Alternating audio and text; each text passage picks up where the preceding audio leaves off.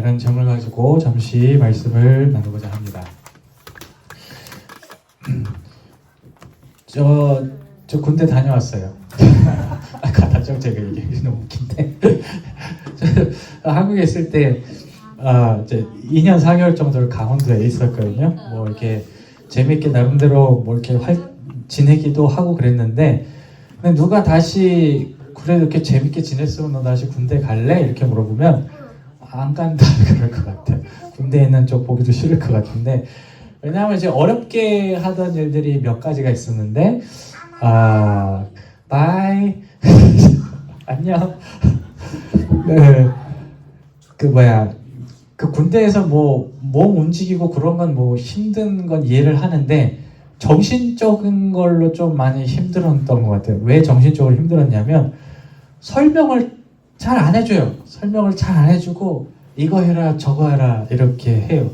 나는 일과가 다 끝났어요. 비즈니스 이제 접어야 돼요. 이제 접어야 되는데 대장이 잠깐만 있어 보라는 거예요. 아직 안 끝났다고. 근데 설명을 안 해줘요. 집에 가고 싶은데 설명을 안 해주고 대기하세요 그러면 뭐 밤 10시 12시까지 막 그냥 막사에 있고 그랬던 기억이, 그때 참 너무 힘들었어요. 뭐 이렇게 굳이 군대가 아니더라도 이렇게 설명하지 않고 뭐 해라 하면 좀 쉽지 않을 거예요. 그렇지 집사님? 안 그래요? 왜 이렇게 끄떡끄떡 하시는 그런 경험들이 좀 많았나 봐요.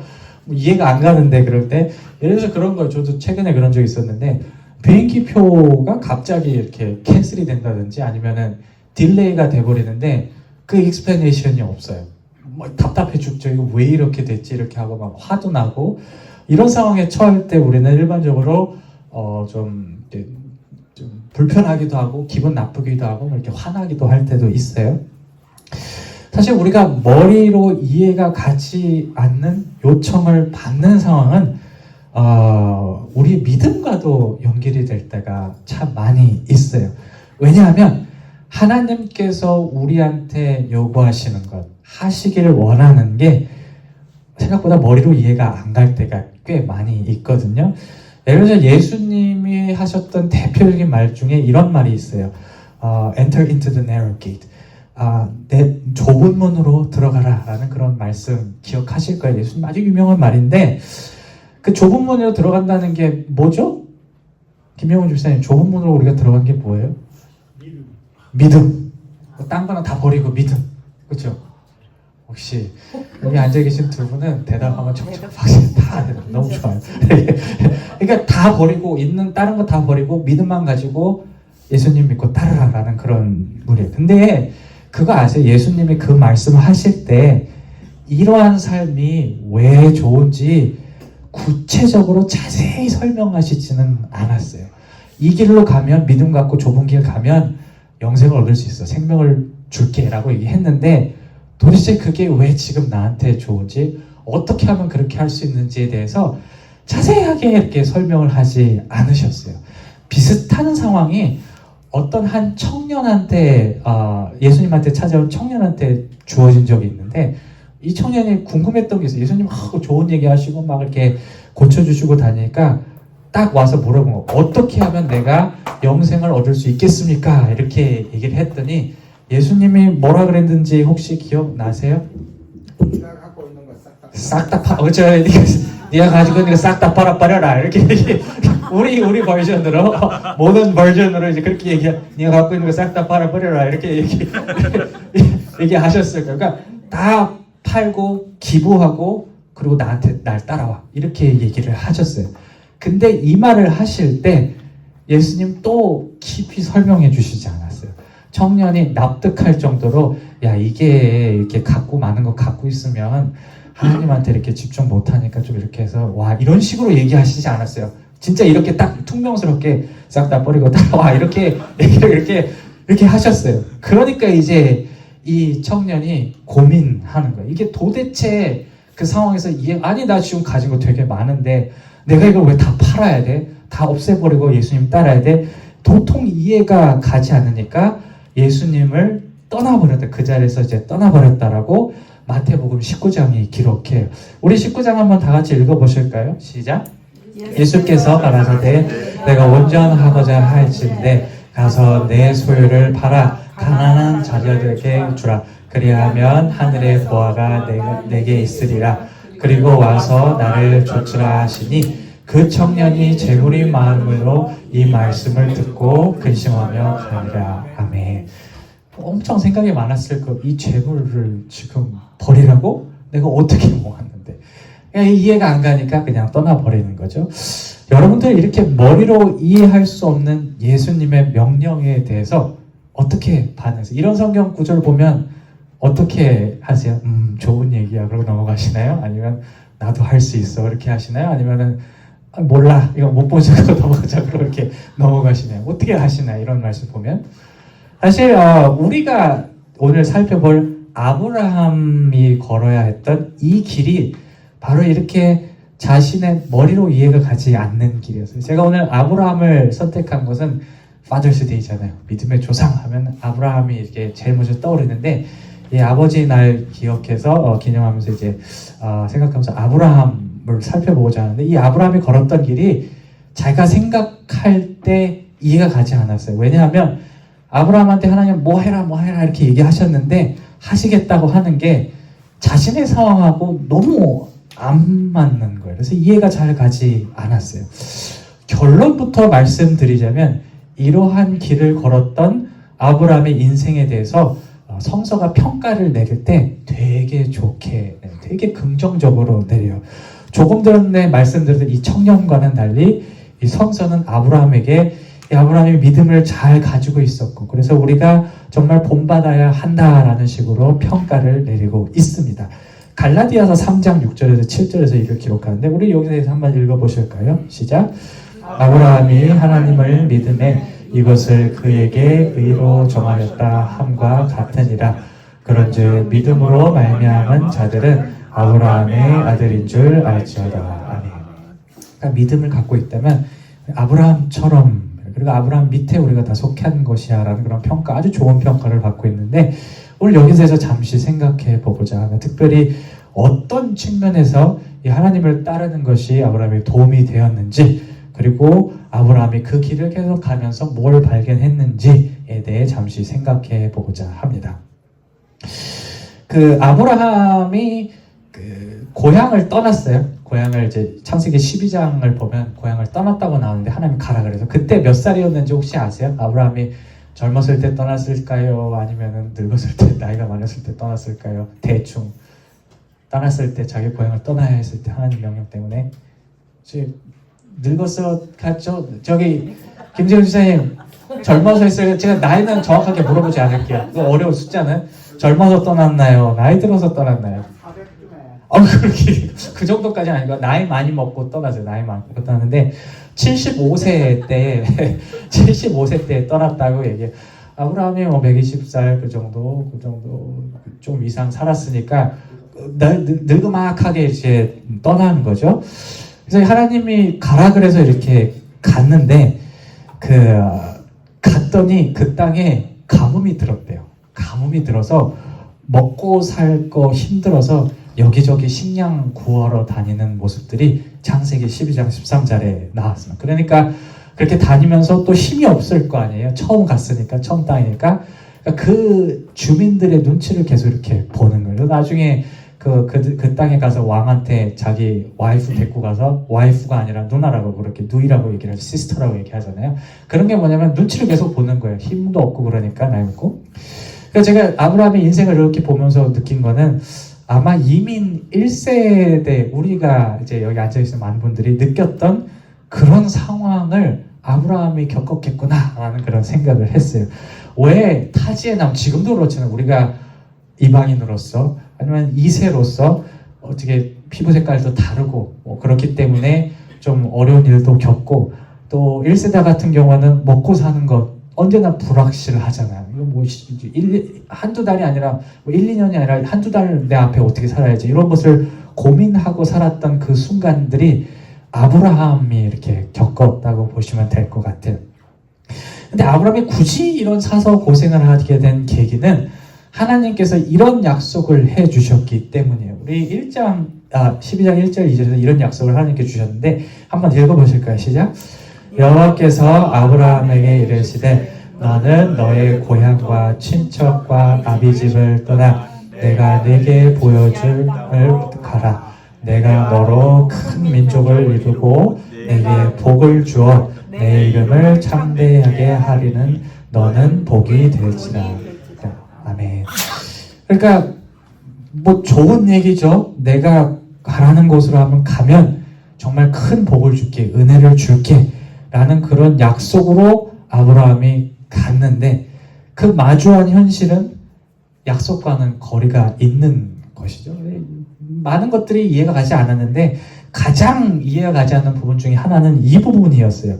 내가 너로 큰 민족을 이루게 하자. 빨간색으로 쳐놓은 큰 민족을 이루게 하겠다라는 복을 주시고 가라 그랬는데 아브라함이 100살까지 자기 자식이 직계자손이 하나도 없었어요. 이때가 75였는데 75살에서 100살까지 자기 자식이 없는데 지금 큰 민족을 이루게 하겠다? 말이 안 되죠.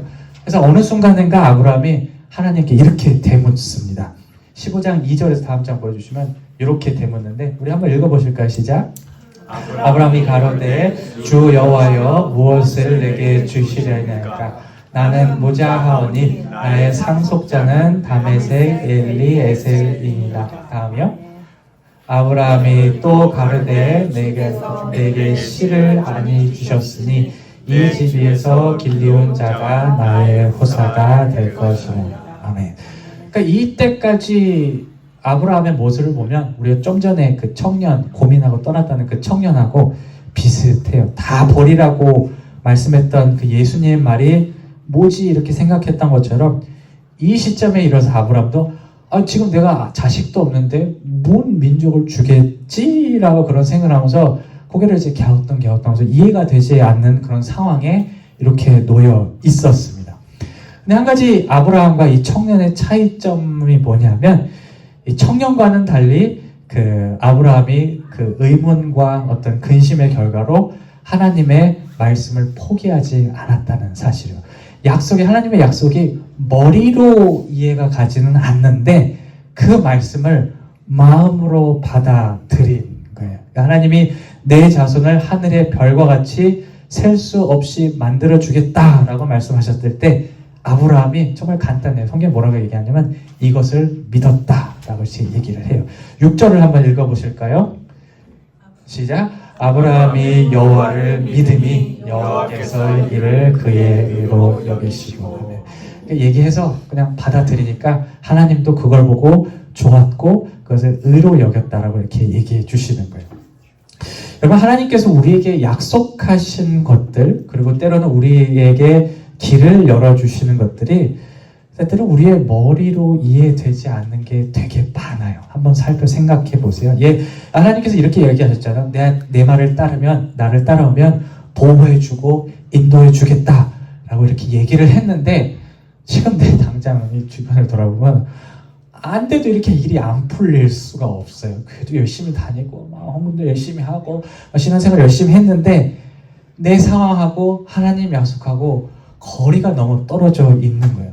때로는 하나님이 길을 열어주신 것 같아요. 때로는 하나님께서 이렇게 열어주셨는데 제가 원하는 것, 우리가 원하는 것하고 하나님이 원하시는 거하고 너무 차이가 있는 거예요. 이렇게 우리 것들하고 하나님들 것들하고 불협화음을 일으키는 상황 속에서 우리는 갈등하죠. 갈등하지 않으시나요? 저만 갈등 안 해요, 집사님? 김재현 집사님, 갈등 안 하시나요? 다 하죠. 제가 원하는 답변 해주셔서 감사합니다. 그런 상황 속에서 이런 생각들을 할 때가 있어요. 내가 이럼에도 불구하고 예수 그리스도를 따라야 하겠는가? 내가 이럼에도 불구하고 하나님께서 열어주신 길을 가야 하겠는가? 라는 생각들이 있을 거예요. 오늘 본문의 아브라함이 우리에게 얘기하는 것은 우리가 그럼에도 불구하고 가야 한다는 것입니다. 믿음이라는 것은 말이죠. 이해가 되기 때문에 예수님을 믿고 그 길을 가는 것이 아니라 때때로 이해가 가지 않고 정말 어렵지만 그럼에도 불구하고 마음으로 그것을 받아들이고 가는 것이 믿음이라는 것을 아브라함을 통해서 우리에게 보여주시는 거예요. 제가 지난번에 성경 공부에서 이런 얘기를 한 적이 있어요. 우리가 하나님의 길을 가는 것이 하나님이 보여주셔서 이렇게 좋으신 분이구나 해서 이렇게 가는 경우도 있지만 정말 많은 부분에서는 일단 믿고 가다 보니까 보이는 거예요. 그게 신앙의 묘미라는 게 그런 것 같아요. 이 두 개가 같이 가야 되는, 하나님께서 주셨기 때문에 갖고 좋죠. 은혜롭고 좋은데 그렇지 않아도 이해가 가지 않아도 그래도 믿고 가보자 라고 해서 갔을 때 하나님께서 주시는 것들, 그것을 발견할 때 우리가 정말 진정한 어떤 신앙의 어떤 묘미를 발견하는 것이 우리가 믿음의 길을 가는 것이 아닌가라는 말씀을 나눴습니다. 오늘 말씀에 적용이 되는 것 같아요. 하나님은 그런 믿음을 지닌 자들을 내버려 두시지 않아요. 하나님의 때에 대해서 얘기하려면 뭐 몇 시간을 얘기해야 될까요? 왜냐하면 하나님이 응답해 주시는 게 지금 당장 주실 때도 있는데 1년, 2년, 10년, 20년이 걸릴 때도 있어요. 근데 분명히 성경이 얘기하는 게 뭐냐면 그때가 길어지든 짧아지든 아니면 우리 다음 때에 일어나서 이루어질 수도 있어요. 근데 언젠가는 반드시 하나님께서 약속하신 것은 이루어진다는 것이 그게 성경이고 그게 믿음의 길을 살아왔던 사람들이 겪었던 그것들이 성경에 볼 수 있는 거죠. 여러분, 아브라함한테 오늘 보면 아브라함한테 아들을 줄게, 민족을 줄게 이런 약속을 하고 얼마 뒤에 자식을 가졌는지 아세요? 몇 년 뒤에? 1년 뒤에 가졌을까요? 2년 뒤에 가졌을까요? 75살 때 약속을 받았어요. 몇 살 때 아브라함이 아들을 낳은지 기억하세요? 100세. 25년이 걸렸어요. 하나님 약속이 이루어지는데 아브라함한테 25년이 걸려요. 그런 생각할 때 하나님의 때는 우리가 어떻게 가늠할 수, 길어질 수도 있는데 분명한 것은 뭐냐면 그 약속을 어기지 않았다는 게 사실 우리가 봐야 할 것이에요.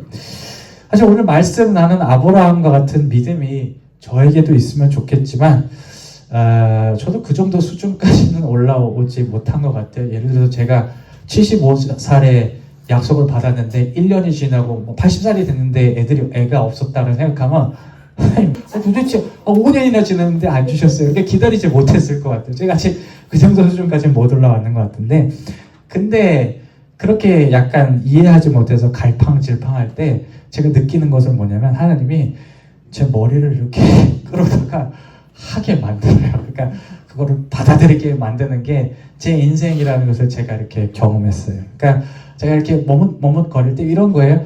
예수님이 청년이 다 팔아버리고 타라와 이렇게 얘기했을 때 그냥 이제 예수님이 그냥 간 게 아니라 그러니까 나 따라와 그리고 멱살 잡고 이렇게 끌고 가는 것과 같은 느낌을 저는 인생에서 많이 경험했어요. 모르겠는데 하나님이 이렇게 끌고 가시는 거예요. 그게 언제였냐면 예전에 제가 그 단기 선교로 애리조나에 갔다는 걸 제가 소개해 드렸을 거예요. 그 단기 선교 한 10년 됐군요. 지금은 10년 정도에 제가 텍사스에 있을 때 그 애리조나에 이렇게 원주민들 선교를 2차례 간 적이 있는데 그때 제가 선교에 막 열정이 있어서 미션을 하고 싶어서 간 게 아니라 담임 목사님 사모님이 가라 그러는 거예요. 담임 목사님 사모님이 가라 그러는데 전도사가 가야죠. 못 가겠습니까? 그러겠습니까? 그래서 이렇게 갔어요. 갔는데 여러분 애리조나 한번 가보신 적 있으세요? 그 날씨가 어때요? 거기? 엄청 더운데 저는 그 인디안 레저베이션 에리아 가서 다 사막이에요. 먼지가 풀풀 막 날려요. 더운데 먼지 날리고 건조해요. 드라이하고. 그리고 문제가 뭐냐면 그런 데에서 이제 지내려고 하니까 애들도 얼마나 스트레스를 받아요. 그러니까 아마 여기 앉아있는 따님들 나이 정도 됐을 거예요. 부모님이 가라고 해서 이제 갔는데 막 화나고 그러니까 싸우는 거예요. 싸우다가 어떤 학생이 선생님 얼굴을 주먹으로 이렇게 때렸어요. 빵! 이렇게. 그런 일들이 벌어지고 그리고 우리는 좋은 일 하러 갔거든요. 선교니까 뭐 진짜 거 가서 쓰레기 줍고 뭐 일 해주고 그런 거 하는데 많은 사람들이 그렇게 다 우리를 환영하지 않았어요. 너 여기 왜 왔어? 이런 식으로 얘기하고 예수님 좋은 것을 얘기하고 싶어서 왔어요. 얘기하면 그게 뭐가 좋아? 이렇게 얘기하고 약간 그런 분위기 속에서 한 일주일 정도 지냈고 2년을 그렇게 갔다 왔어요. 그런 상황이 되니까 이런 생각이 드는 거예요. 하나님 왜 나를 여기다가 넣었어요? 왜 나를 이렇게 끌고 와서 이 선교 왜 하겠어요 했어요 하는 생각이 이 마음속에 들더라고요. 그 질문의 답을 그때 찾은 게 아니라 제가 8년 뒤에 찾았어요. 8년 뒤에 언제 찾았냐면 제가 이 교회에 부임하고 나서, 특별히 우리가 지금 주보에 선교지 이렇게 있잖아요. 우리 후원하는 선교지. 그 선교지 연결되고 후원하게 되는 그 시점에 와서 그때 생각이 이렇게 떠오르는 거예요. 내가 만약에 그 선교의 어려움, 선교 사정, 그 안에서 벌어지는 그런 일들을 내가 그때 8년 전에 경험하지 못했다면, 내가 이 교회에 와갖고 성도님들하고 우리 선교합시다, 이렇게 선교사님 이렇게 기도합시다, 이런 얘기를 진심으로 할 수 있을까? 협력해서 선을 이룰 수 있을까라는 그런 생각이 들면서 그때 생각이 떠오르요. 그러면서 하나님이 지금 이 시점을 위해서 그때 나에게 그런 경험을 하게 하셨구나라는 게 그때서 이렇게 떠오르더라고요. 그러니까 그러면서 생각했던 게 뭐냐면, 하나님께서 내게 하시는 일들이 의미 없는 것 하나도 없고 선하지 않는 것 하나도 없구나라는 그런 생각을 하게 됐어요. 그러니까 하나님께서 뭔가를 우리에게 하게 하셨을 때 분명히 그 뜻은 선하다라는 것을 제가 그런 경험을 통해서 깨달았습니다. 사실 이런 경험들이 한두 개가 아니에요. 그래서 사실 이렇게 목회를 하고 있는 것 같기도 한데, 그런 것들을 제가 늘 경험하고 살아갑니다. 말씀을 마칠게요. 여러분, 하나님은 선하세요. 변하지 않습니다. 예수님을 믿는 믿음 안에서 하나님께서 또 베풀어 주시고 열어주시는 길들이 때로는 우리의 머리로 이해되지 않을 때가 참 많이 있어요. 갭이 있을 때도 있지만, 그럼에도 불구하고 그 모든 일들이 우리에게 선하지 않은 것들 하나도 없다는 것을 우리가 믿고 살아야 할 것입니다. 우리가 이 선하신 하나님에 대한 확신이 우리의 생각과 행동을 이끄는 그런 믿음을 만들어 가시고 그 안에 살아가시기를 주님의 이름으로 축원합니다. 아멘.